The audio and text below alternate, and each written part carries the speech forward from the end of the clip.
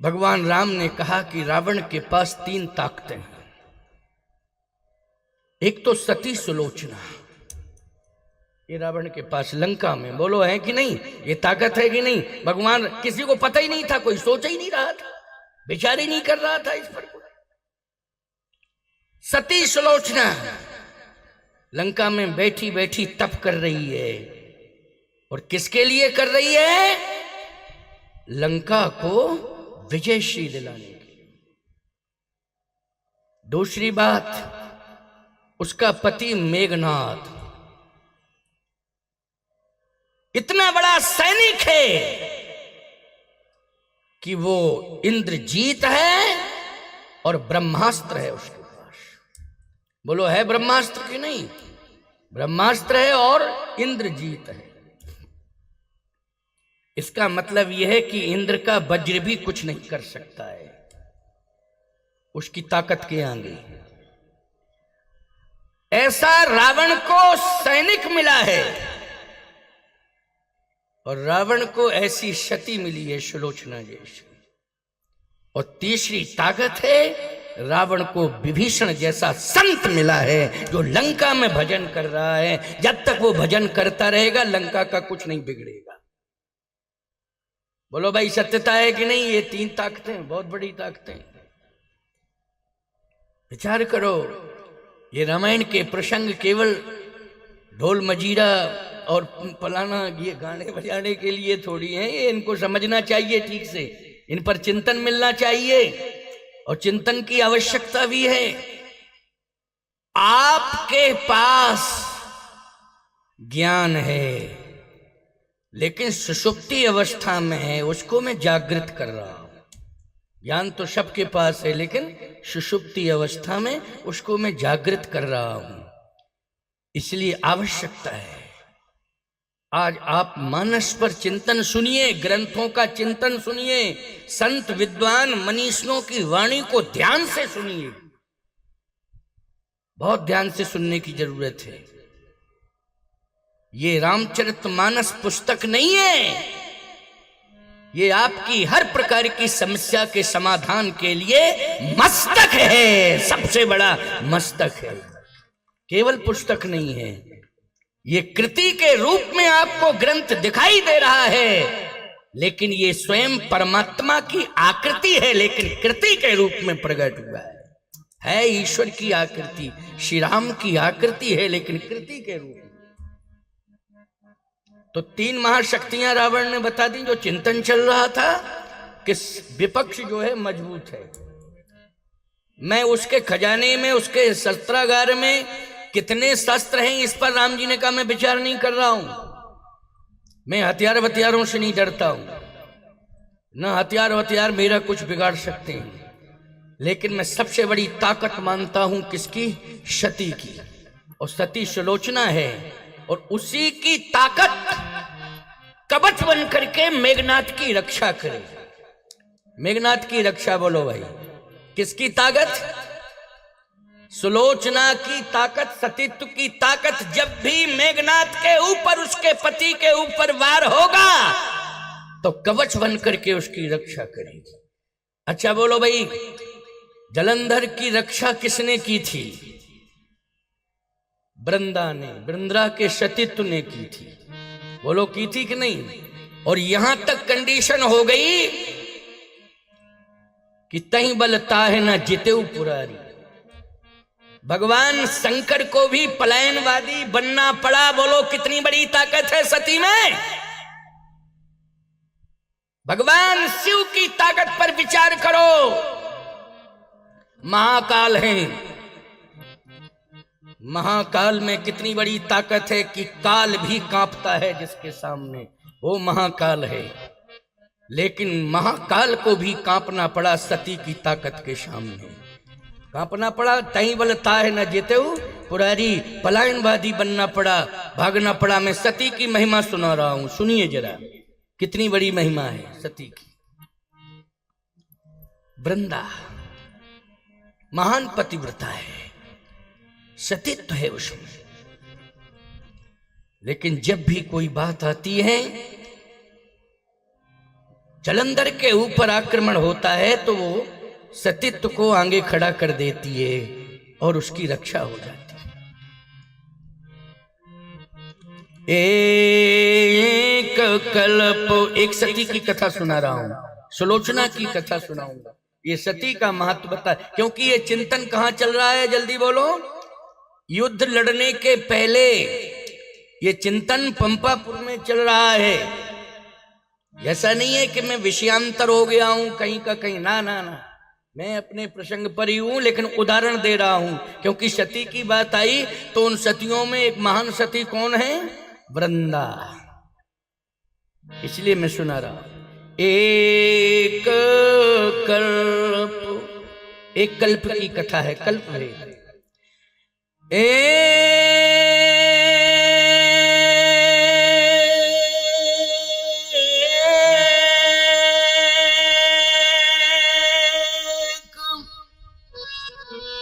कल्प सुन देख दुखारे,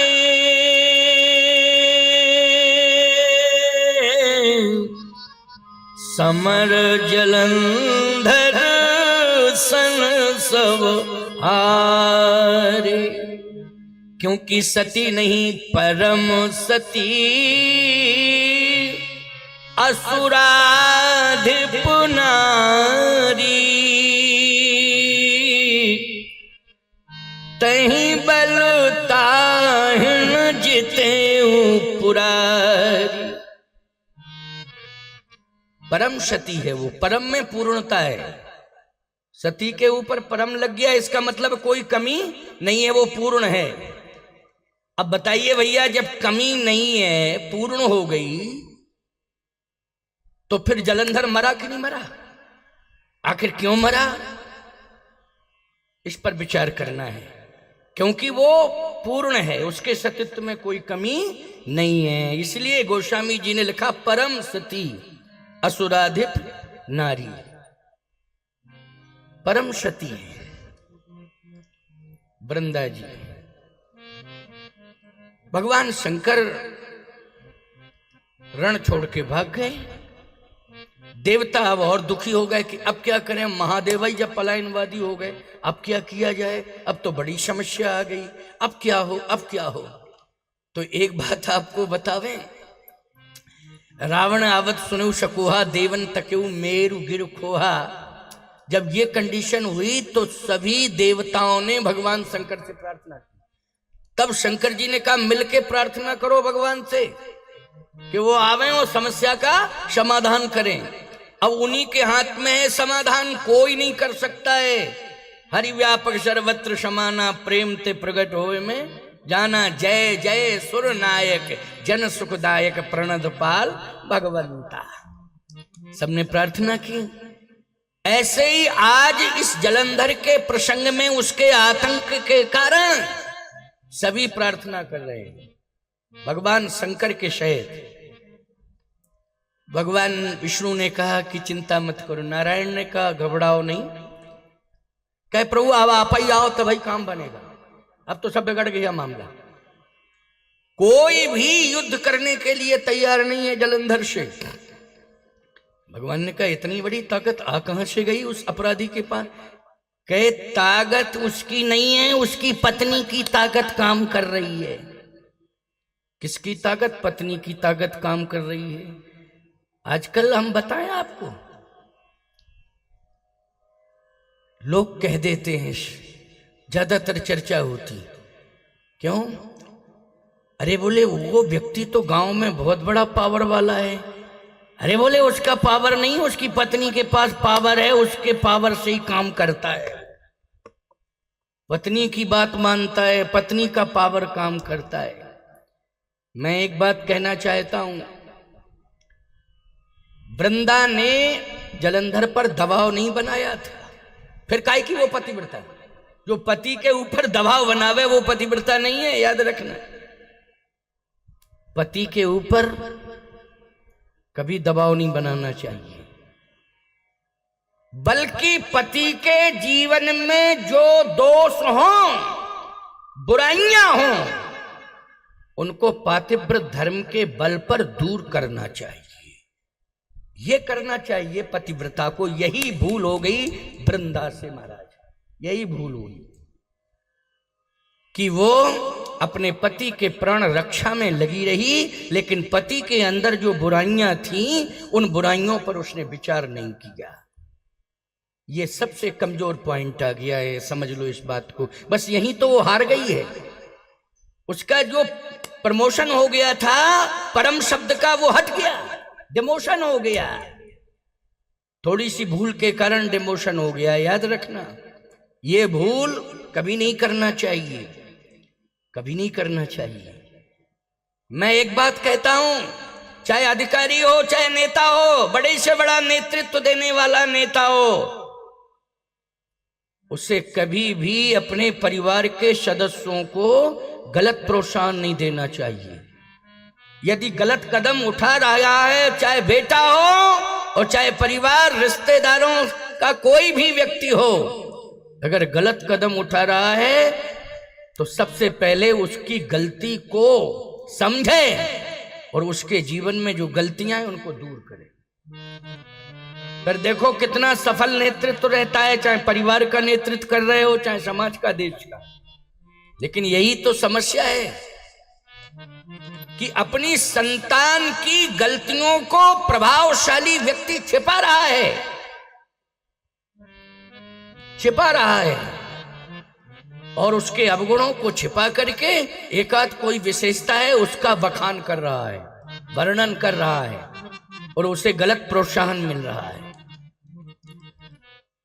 भगवान राम की ये नीति नहीं है। राम की नीति तो ये है कि कभी कोई बात समाज में आई है, उठी है, उस पर राम ने विचार किया है और तुरंत जो है सत्य पर आधारित डिसीजन दिया है, तत्काल दिया है डिसीजन। ये श्री राम की नीति है। बस वृंदा ने यही किया कि उसकी बुराइयों को नहीं अपने प्रभाव से समाप्त किया है, बल्कि उसके प्राण ना चले जाएं इसकी चिंता में रही है। और जहां भी प्राण घातक हमला होता था तुरंत जो है कवच बन करके उसका सतीत्व रक्षा कर लेता था। भगवान ने कहा कि मैं आ रहा हूं, क्योंकि सती में जो सतीत्व आता है वो भगवान की कृपा से ही आता है। किसकी कृपा से? भगवान की कृपा से।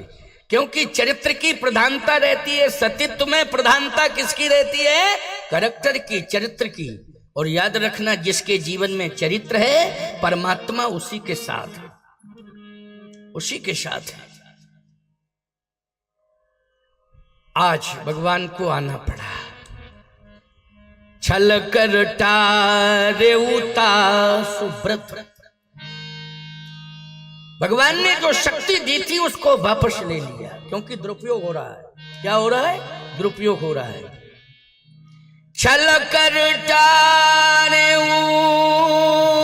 उता सुब्रत, प्रभु सुर कारज की।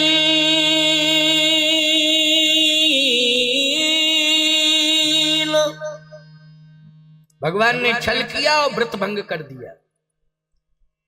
आप कहोगे महाराज जी ऐसा भगवान को नहीं करना चाहिए था, और कोई दूसरी क्रिया अपनानी चाहिए थी। इस क्रिया से सतीत्व नष्ट किया। सावधान, क्रिया को आप देख रहे हैं, लेकिन प्रथम दृष्टया आप उस क्रिया को देख करके भ्रमित ना हो। क्योंकि क्रिया अगर देखने में निकृष्ट लग रही है तो इंतजार करो कि उद्देश्य क्या निकल के आता है। उद्देश्य का इंतजार तो करना चाहिए ना, क्यों भाई? करना चाहिए कि नहीं? हो सकता है कि देखने में क्रिया निकृष्ट लग रही हो, लेकिन उद्देश्य उत्कृष्ट निकल करके आ जाए। इसलिए प्रथम दृष्टया क्रिया पर टिप्पणी नहीं करना है, थोड़ा इंतजार करना है कि उद्देश्य क्या निकल के आ रहा है। अगर उद्देश्य भी निकृष्ट निकल के आया तो त्याज्य है वो व्यक्ति, और यदि उत्कृष्ट उद्देश्य बहुत ही अच्छा निकल के आया तो फिर बोलो वो व्यक्ति ग्राही है कि नहीं? त्याज्य नहीं है, क्या है? ग्राही है। भगवान की वृंदा के चरित्र में क्रिया निकृष्ट लग रही है देखने में, लेकिन उद्देश्य उत्कृष्ट निकल के आ गया। यही प्रश्न खड़ा हुआ तो एक बार लोगों ने कहा, बोले महाराज जी, भगवान की क्रिया में और इंद्र की क्रिया में कोई डिफरेंस नहीं है। क्यों? जो कार्य भगवान ने वृंदा के साथ किया वही कार्य इंद्र ने अहिल्या के साथ किया। लेकिन अहिल्या भी श्रापित हुई, इंद्र भी श्रापित हुआ, और इंद्र को ऐसा श्राप मिला कि वो सहस्त्र योनिज हो गया। सहस्त्र योनिज का अर्थ होता है कि रोम रोम से रक्तस्राव होने लगा, रोगी हो गया, बीमार हो गया। ऐसा रोगी हो गया कि उसके शरीर से महाराज बदबू आने लगी। जो व्यक्ति अपना चारित्रिक पतन कर लेता है उसके जीवन से सुगंध चली जाती है, दुर्गंध चारों तरफ आने लगती है। याद रखना, चारों तरफ दुर्गंध ही दुर्गंध दिखाई देती है। भले ही उस व्यक्ति को एहसास ना हो रहा हो, लेकिन जो भी पास आता है उसे दुर्गंध नजर आती, महसूस होने लगती है दुर्गंध। इसलिए चरित्र में, उत्कृष्ट चरित्र में सुगंध है और निकृष्ट चरित्र में दुर्गंध है। इंद्र के शरीर से बदबू आ रही है, दुर्गंध आ रही है। भले ही देवताओं का राजा है, सहस्त्र योनिज हो गया, गंदा रक्त निकलने लगा, रोम रोम से निकलने लगा। मैं मर्यादा में अपनी बात कह रहा हूं, इसलिए कि मैं समाज के मध्य बैठा हूं, इसलिए इस बात को बोल रहा हूं। नहीं तो बहुत सारे शब्द हैं ऐसे, लेकिन वो हल्कापन महसूस होगा, अच्छी बात नहीं। हम महात्मा हैं, हम इस तरह से नहीं बोल सकते। बहुत से वक्ता लोग तो स्पष्ट बोलने लगते हैं, पता नहीं कैसे कैसे शब्द बोलने लगते हैं महाराज, जो सुने नहीं जा सकते।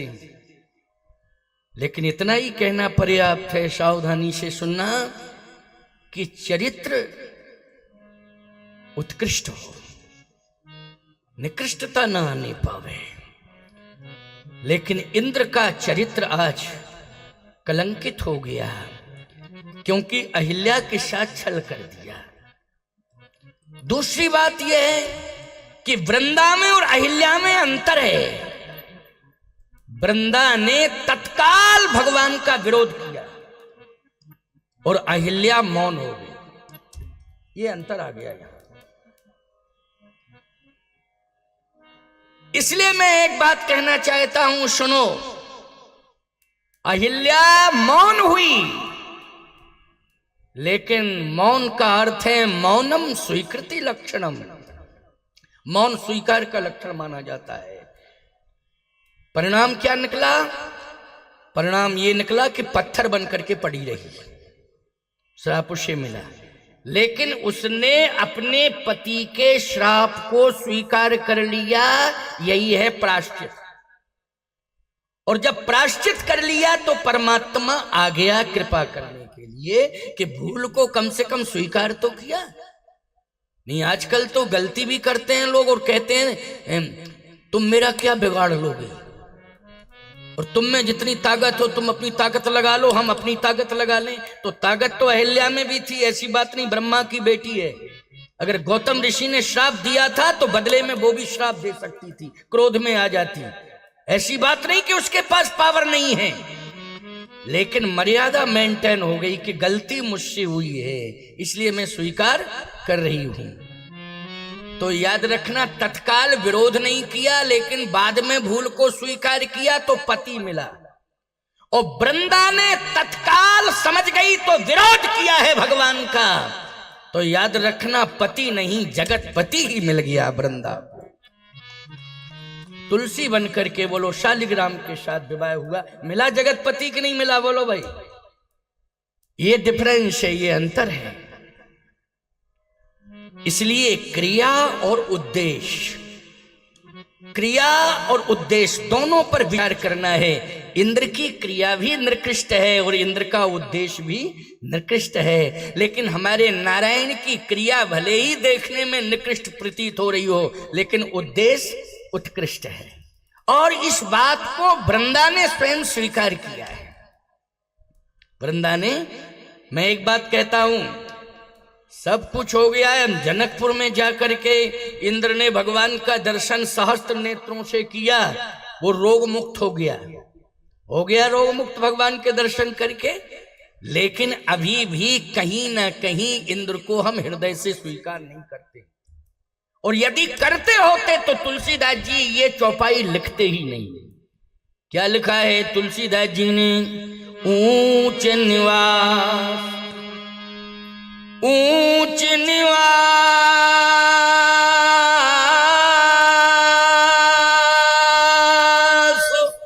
नीच करतूती,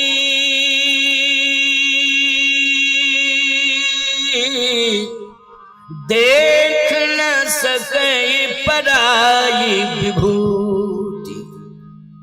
तुलसीदास जी ने लिखा है। इस बात को कभी वो नहीं लिखते, और लिखते तो भगवान शंकर साक्षी थे, वो कह देते नहीं नहीं ये चौपाई नहीं लिखना है। और लिखवाने वाले तो भगवान शंकर ही थे, वो तो माध्यम बने बैठे थे। हनुमान जी महाराज तुलसीदास जी का हाथ पकड़े थे, हाथ पकड़ के लिखवा रहे थे, और भगवान शंकर कथा सुना रहे थे, लिखो इस तरह। और तुलसीदास जी बैठे थे। जैसे बच्चे का हाथ, प्राथमिक शाला के बच्चे का हाथ पकड़ के जो है लिखवाना पड़ता है, कभी कभी ये कंडीशन हो जाती है प्राइमरी में, नहीं तो घर के अंदर माँ करती है ये काम। वो भी प्राथमिक शाला है, घर भी प्राथमिक शाला है, उसकी प्रथम प्राचार्या माँ है, माँ पढ़ाती है, सामान्य ज्ञान ही देती है, नहीं पढ़ी लिखी है तो हाथ पकड़ के सामान्य ज्ञान की शिक्षा देती है। तुलसीदास जी के साथ ऐसे ही हुआ है। तुलसीदास जी ने अपने को कभी विद्वान नहीं माना है, तुलसीदास जी ने अपने को कभी संत नहीं माना है, तुलसीदास जी ने अपने आप को कुछ भी नहीं माना है।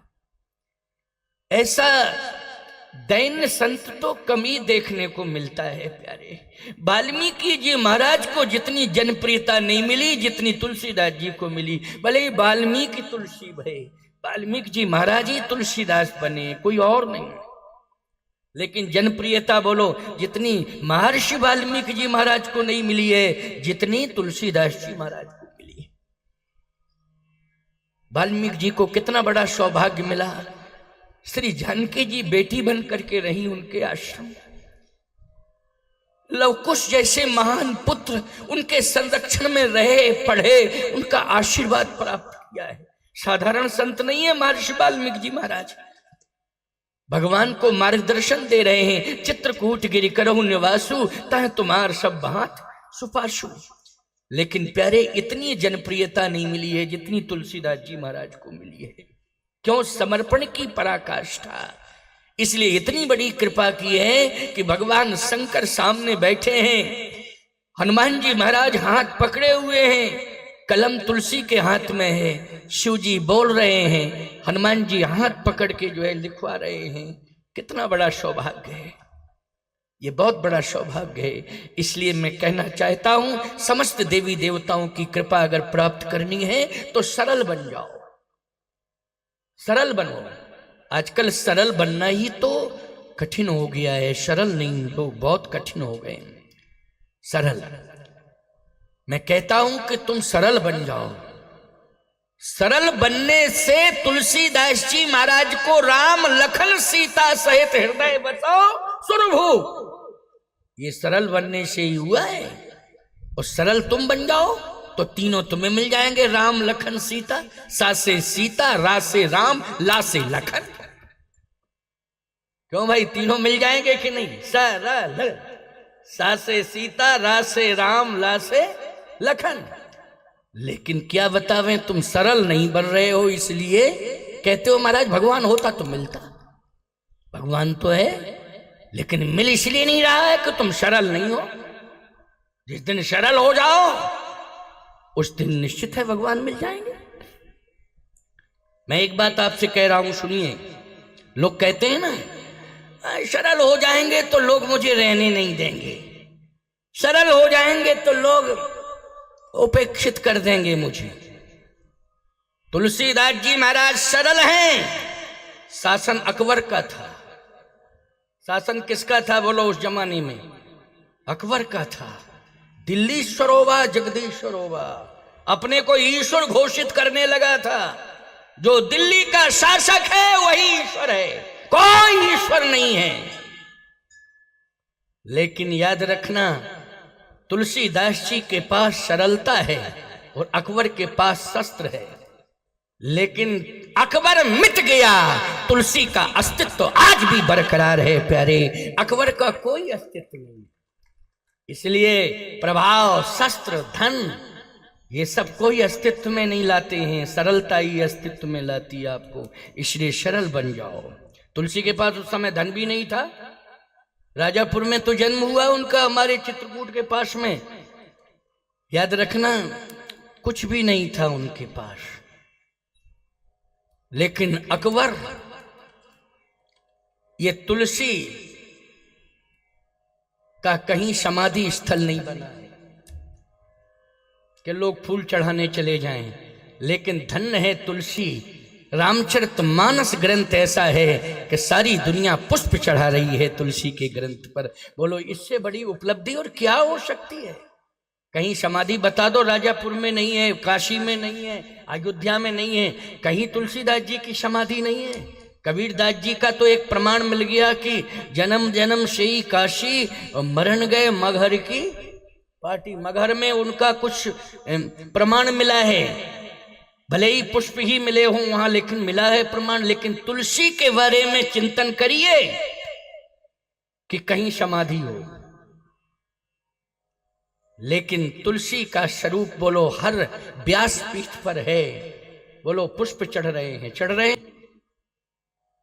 अच्छा सही बताओ, समाधि का भी आकार कैसा होता है? सही तो होता है, बोलो भाई कैसा आकार होता है? स्वामी जी महाराज की समाधि पर जाते हैं आप, दर्शन करते, परिक्रमा करते हैं, पुष्प चढ़ाते हैं, आकार ऐसे ही लगता है ना, पुस्तकाकार ही है वो समाधि का आकार। लेकिन देखिए ये तुलसी का यही है, जहां जहां अरे एक जगह संत की समाधि बन जाती है, लेकिन तुलसी की समाधि तो हर व्यास पीठ पर है प्यारे, हर व्यास पीठ पर है। तुलसी का स्वरूप है, तुलसी की समाधि, तुलसी का चरित्र है और तुलसी का अस्तित्व। अकबर का पता ही नहीं चला क्या है। कहते हैं आगरा में है, कोई कहता दिल्ली में है, कोई कहता फतेहपुर। मैं तो एक बात कहता हूं, अब तो कहीं भी नहीं है। आगरा में वो भी जाने वाला है, उसकी भी वास्तविकता अब निकलने वाली है। आगरा में फतेहपुर सीकरी, दिल्ली पे तो कुछ है ही नहीं, कब्जा ही हो गया पूरा। क्यों भाई, हो गया कि नहीं? किसका कब्जा हो गया है? याद रखना, पूरी दिल्ली नहीं, भारत नहीं, पूरे विश्व पर विश्व वंदनीय श्री राम का अधिकार हो गया है। विश्व रूप रघुवंश मणि तुलसीदास जी ने अकबर के समय ही लिख दिया है। दिल्ली सरोवा जगदीश सरोवा नहीं, बल्कि विश्व वंदनीय विश्व रूप रघुवंश मणि। पूरे विश्व के अगर स्वामी है तो कौन है? रघुवंश भूषण श्री राम है। ये पहले ही लिख दिया तुलसीदास जी ने। इसलिए पूरे विश्व पर हमारे राम का कब्जा है और हर दिल में राम बैठे हुए हैं। ये राम का स्वरूप है। तो आज सरलता के कारण तुलसी महान हो गए। वृंदा भगवान के चरणों में गिर गई। अच्छा, इस पर लक्ष्मी जी ने एक बात कही थी, क्या? कि आप जलंधर को मारने के लिए जा रहे हैं, लेकिन आप ये कहते हैं कि मैं पहले वृंदा के सतीत्व को नष्ट करूंगा। तो सतीत्व तो धर्म है, उसको कहते हैं पातिव्र धर्म। बोलो सतीत्व क्या है? पातिव्र धर्म है। लेकिन सारी दुनिया इस बात को जानती है कि धर्म संस्थापनार्थाय संभवामि युगे युगे आप जहां भी जाते हैं धर्म की स्थापना करने के लिए जाते हैं, धर्म की रक्षा करने के लिए जाते हैं, लेकिन आज आप धर्म को नष्ट करने के लिए जा रहे हैं। क्यों? ये प्रश्न विचारणीय है कि नहीं? और भगवान ने जलंधर को तो बाद में मारा, वो मरा वो बाद में, लेकिन पहले पातिव्र धर्म को चैलेंज दिया है। और यही प्रश्न जो है वृंदा ने कर दिया। वृंदा ने कहा कि आप भगवान हैं तो आपको मेरे धर्म की रक्षा करनी चाहिए थी, लेकिन यदि आपने मेरे धर्म को नष्ट किया है तो मैं आपको कैसे मानूं कि आप भगवान हैं? भगवान धर्म की रक्षा करता है कि धर्म को नष्ट करता है? भगवान ने कहा कभी कभी मैं धर्म को भी नष्ट करता हूं। तो वृंदा ने कहा कौन से धर्म को? भगवान ने कहा जो धर्म अधर्म की रक्षा करता है ऐसे धर्म को मैं नष्ट कर देता हूं। तेरा धर्म जो है अधर्म की रक्षा करने में लगा हुआ है, इसलिए मैं तेरे इस धर्म को, क्योंकि कवच बन करके ये धर्म रक्षा कर रहा है, किसकी? अधर्म की रक्षा कर रहा है, इसलिए मैं इस धर्म को नष्ट कर रहा हूं। बस वृंदा समझ गई, चरणों में गिर पड़ी। भगवान ने कहा तूने अपनी ताकत जो है पति को बदलने में क्यों नहीं लगाई? पति के विचारों को बदलती हैं, उसके विकार को दूर करती, लेकिन तू तो प्रोत्साहन देने में लग गई, प्रोत्साहन देने में लग गई कि देख ले दुनिया वालों मेरा पातिव्र धर्म, कि मेरे पति का कोई कुछ भी नहीं बिगाड़ पा रहा है। गलत। वृंदा ने कहा भूल हो गई। भगवान ने कहा मैं तुम्हारे पातिव्र धर्म से ऐसी बात नहीं कि नाराज हूं, नहीं नहीं नहीं, तुम महान सती हो, महान पतिव्रता हो, लेकिन अब क्या करूं प्रभु? एक कलंक तो लग ही गया है कि मैंने कवच बन करके अधर्म की रक्षा की है। भगवान ने कहा इसे स्वीकार कर रही हो? हाँ स्वीकार कर रही हूं। देखो क्रिया निकृष्ट लग रही थी देखने में नारायण की, लेकिन उत्कृष्ट निकल के आ गया। क्या उद्देश्य? उद्देश्य क्या था? उत्कृष्ट था। देखो समझ में आई बात कि नहीं? इसीलिए वृंदा जो है बार बार चरणों में गिरती है और क्षमा मांगती है। भगवान ने कहा क्रोध में तो तूने भी मुझे श्राप दे दिया ना, और मैंने भी तुझे दे दिया। तूने मुझे दे दिया श्राप, क्या कि जाओ पत्थर हो जाओ, और जैसा कर्म किया है वैसे ही पत्थर हो जाओ, काले पत्थर। मैंने भी कह दिया कि जाओ तुम जंगल की हरी घास हो जाओ। भगवान ने कहा लेकिन तेरा श्राप मेरी महिमा को मंडित करेगा और मेरा श्राप तेरी महिमा को मंडित करेगा। वाह क्या बात है! कैसे? जितने भी देवालय हैं उनमें जितने भी देव हैं उनकी प्रतिष्ठा हुई है, लेकिन वृंदा के श्राप से जो भगवान शालिग्राम हुए हैं वो स्वयं प्रतिष्ठित हैं, प्रतिष्ठा कराने की जरूरत नहीं पड़ती। बोलो भाई स्वयं प्रतिष्ठित हैं कि नहीं? और सुनो, सबसे पहले पूजा होती है तो शालिग्राम भगवान की होती है, विधिवत अभिषेक होता है तो शालिग्राम भगवान का होता है, चरणोदक लिया जाता है तो शालिग्राम भगवान का लिया जाता है।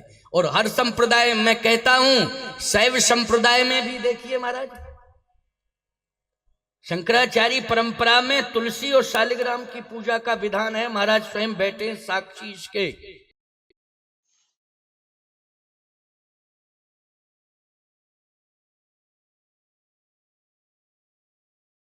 भगवान की पूजा भी करते थे, उनसे बड़ा शैव कौन होगा?